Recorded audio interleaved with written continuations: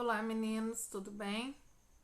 Estou gravando essa videoaula para dar sequência ao que começamos a trabalhar na aula em tempo real na semana passada, sobre os conceitos básicos da genética. Então vou dar continuidade, já que não teremos a aula dessa semana, para que vocês possam concluir a lista de exercícios. Então vamos lá, relembrando rapidamente. Na aula passada, eu disse que a genética estuda basicamente os genes. E o que são esses genes? Um gene é um trechinho do DNA, um fragmento do DNA, capaz de levar à síntese de uma proteína e, portanto, determinar uma característica do indivíduo. Essa é a definição dos genes. Os genes, portanto, estão localizados nos cromossomos. O que é um cromossomo? Um cromossomo nada mais é do que um filamento de DNA, uma molécula de DNA que sofreu condensação quando a célula se preparava para uma divisão. Então, esse filamento de DNA se torna um cromossomo quando a célula se prepara para uma divisão. O gene está localizado nos cromossomos. O lugar exato do cromossomo em que eu posso encontrar um gene é chamado de locus gênico. Eu até já mencionei isso na aula anterior também. Então, o locus gênico é o local exato onde o gene está inserido no cromossomo. Em um cromossomo, eu posso ter centenas de genes diferentes, tá? Então, essas representações, essas ilustrações feitas aqui, são só mesmo para que você entenda o significado de cada um desses termos. Então, aí na ilustração, eu tenho uma faixinha vermelha representando um gene inserido em um cromossomo. Como também foi dito na aula anterior, os cromossomos normalmente se encontram aos pares, desde que se trate de um organismo diploide. Por que os cromossomos se encontram aos pares? Porque o indivíduo diploide ele é resultado da fecundação, que é a união entre o gameta feminino e o gameta masculino. O gameta feminino traz um conjunto de cromossomos, o gameta masculino traz outro conjunto de cromossomos, e quando acontece a união entre os dois, quando ocorre a fecundação, os dois conjuntos de cromossomos se unem e o indivíduo passa a ter, então, dois conjuntos de cromossomos semelhantes. Cada par de cromossomos semelhantes que se forma são o que chamamos de cromossomos homólogos. Nos cromossomos homólogos, os genes também se encontram aos pares. Eu vou encontrar genes semelhantes inseridos nos locus gênicos do par de cromossomos homólogos. Olha essa ilustração aí. Eu tenho um par de cromossomos homólogos, eu tenho dois pares de genes ilustrados. Cada um desses pares são o que a gente chama de genes alelos. Então, genes alelos são genes que ocupam o mesmo locus em cromossomos homólogos.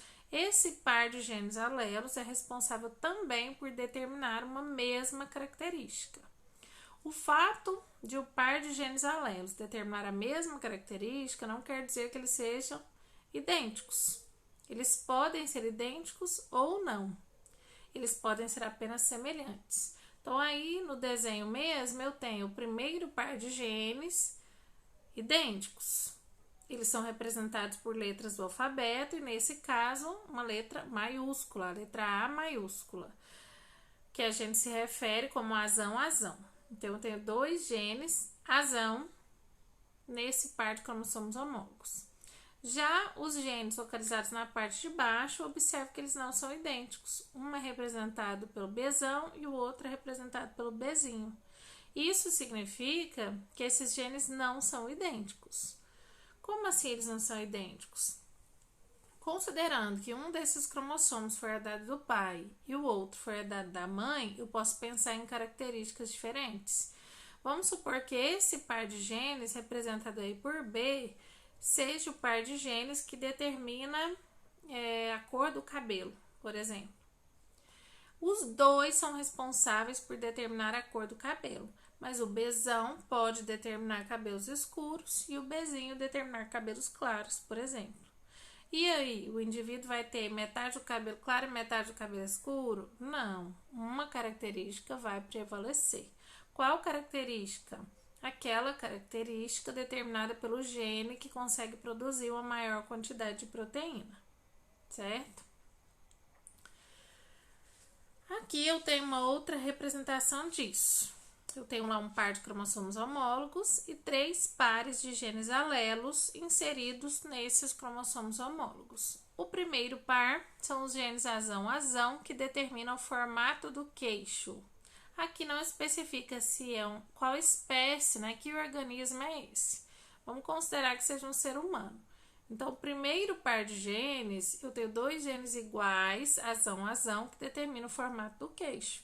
Isso quer dizer que esse indivíduo herdou, por exemplo, do pai a informação para queixo quadrado e da mãe também a informação para queixo quadrado. Que característica ele vai ter? Queixo quadrado.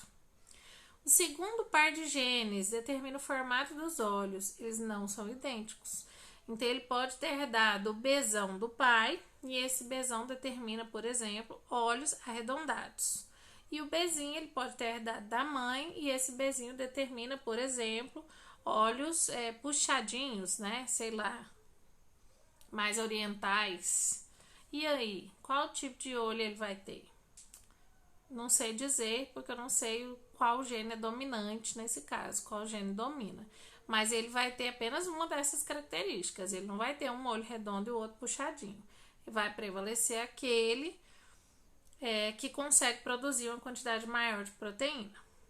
Terceiro par de genes, gene Czinho, os 2 são Czinho, então os 2 são idênticos e vão determinar a mesma cor de pelos. O conjunto total de genes de um indivíduo forma o que a gente chama de genótipo. Genótipo é o conjunto de genes de um indivíduo. O genótipo é o conjunto das informações genéticas que o indivíduo carrega. O que está lá no DNA dele. Isso é genótipo.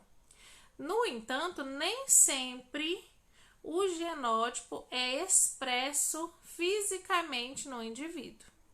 O que eu vejo, o que é expresso fisicamente, a gente chama de fenótipo. A aparência física é o fenótipo.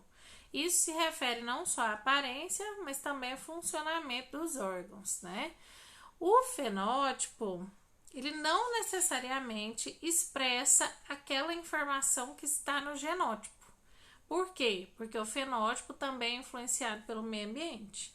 Eu posso ter a informação lá no meu genótipo para cabelos escuros, mas se eu descolorir o meu cabelo e ficar loira, todo mundo vai olhar para mim e não vai ver os cabelos escuros. Ou seja, eu vou ter um fenótipo cuja informação não está lá no meu genótipo. O fenótipo, ele é resultado da mistura entre o genótipo e a ação do meio ambiente. O fenótipo não expressa necessariamente o que está no genótipo. Lembre disso sempre, existe a ação do meio ambiente. Esqueci de falar, então voltando rapidinho. Quando eu falo em genótipo, que é o conjunto de genes, cada indivíduo tem um genótipo diferente.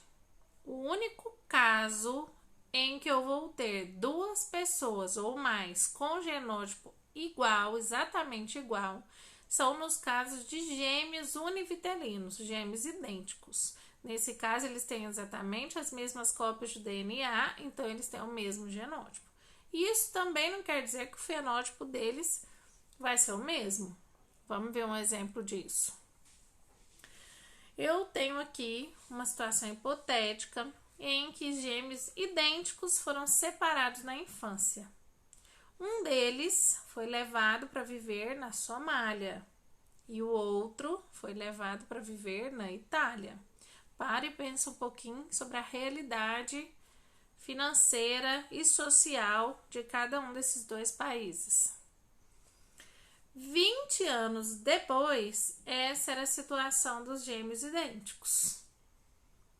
Eles têm exatamente o mesmo genótipo, mas o fenótipo ficou completamente diferente. Se você observar aí, tudo bem, são desenhos infantilizados, mas representa bem a realidade. Ó, cabelo diferente, corpo diferente, e eu acho que aqui ainda faltou representar a estatura diferente. Essa criança, esse gêmeo que viveu na Somália, provavelmente passou por situações de falta de nutrientes, de desnutrição e etc. Enquanto o outro indivíduo não. E isso vai refletir na estrutura física dele na fase adulta. Então, o fenótipo sofreu o genótipo mais o meio ambiente é quem determinou o fenótipo desses indivíduos. Quando eu tenho genes alelos iguais, como as duas situações ilustradas aqui, ó, eu tenho o primeiro par de genes alelos, azão, e o segundo par de genes alelos, bezinho. Sempre que eu tiver genes iguais no par de genes alelos, eu digo que esse indivíduo é homozigoto. O indivíduo homozigoto, para determinada característica, ele vai sempre produzir apenas um tipo de gameta para essa característica quando suas células reprodutivas forem formadas. Por quê? Na hora de formar essas células reprodutivas, esses cromossomos homólogos se separam. Um cromossomo homólogo vai, vamos supor, para um espermatozoide e o outro vai para outro espermatozoide. Só que os genes não são iguais, então todos os espermatozoides vão receber o mesmo gene, todos são iguais. Isso é uma característica do indivíduo homozigoto. Homo significa igual, genes alelos iguais. Já quando eu tenho genes alelos diferentes, como ilustrado aí, ó, no primeiro par de genes eu tenho um azão e um azinho. E no segundo par de genes eu tenho um bezão e um bezinho. Eu tenho genes alelos diferentes. Nesse caso, o indivíduo é chamado de heterozigoto. E nesse caso, os gametas formados serão diferentes. Quando os cromossomos homólogos se separarem para a formação dos gametas, um gameta vai receber o azão, outro vai receber o azinho. Serão gametas diferentes. Isso é uma característica do heterozigoto. Quando eu tenho por que eu uso azão, né? Quando eu uso azão, quando eu uso azinho, quando eu uso bezão, quando eu uso bezinho. Isso vai depender se o gene é um gene dominante ou se o gene é um gene recessivo. Os genes chamados dominantes são representados por letras maiúsculas. E os genes recessivos são representados por letras minúsculas. O gene dominante é aquele que vai determinar o fenótipo, mesmo quando ele estiver sozinho, mesmo quando ele estiver em conjunto com um gene diferente dele. Então, aqui, ó, no primeiro caso aí, eu tenho dois genes azão. Eles são iguais, então a característica vai ser expressa, a característica vai aparecer no fenótipo. Já no segundo par de genes, eu tenho um bezão e um bezinho. Qual característica vai aparecer no fenótipo? A característica que é determinada pelo bezão. O bezão é o gene dominante. O que quer dizer isso? Quer dizer que é ele que induz a formação de uma maior quantidade de proteína e por isso ele vai determinar a característica do indivíduo, independente se o bezinho está lá ou não. Ele funciona sozinho, com ou sem outro gene. Esse gene é o gene dominante. Então, mesmo que ele esteja em dose simples, né, sozinho, ele se manifesta. Já o gene recessivo, não. O gene recessivo ele só se manifesta se ele estiver em dose dupla, em homozigose. Na primeira situação representada aí, eu tenho dois genes azinho. Os dois genes são iguais, então, obviamente, essa característica vai se manifestar. Já no segundo caso, no segundo par de genes, eu tenho um bezão e um bezinho. Eu tenho um gene dominante, que é o bezão, e um gene recessivo, que é o bezinho. Nesse caso, o gene recessivo não vai se manifestar. Ele não se manifesta sozinho. Ele fica escondido lá, como se fosse um indigente. Ele só se manifesta quando ele está junto com outro que também é recessivo, só em dose dupla. Isso, gente, é importantíssimo para tudo que a gente vai trabalhar. Você tem que conseguir entender o que é um gene dominante, o que é um gene recessivo. Quando que a característica do gene dominante aparece, quando que a característica do gene recessivo aparece.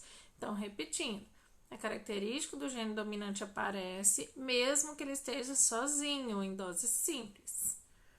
Já o gene recessivo, a característica só aparece se ele estiver em dose dupla, junto com outro gene recessivo, certo? Esses, então, foram os principais conceitos básicos da genética que a gente vai usar em várias aulas. Agora você já consegue responder toda a lista. Quem não assistiu às aulas em tempo real, assista os vídeos que estão aí na plataforma para conseguir fazer a lista e acompanhar o restante do conteúdo que depende totalmente desse início, certo? Então, até a próxima aula.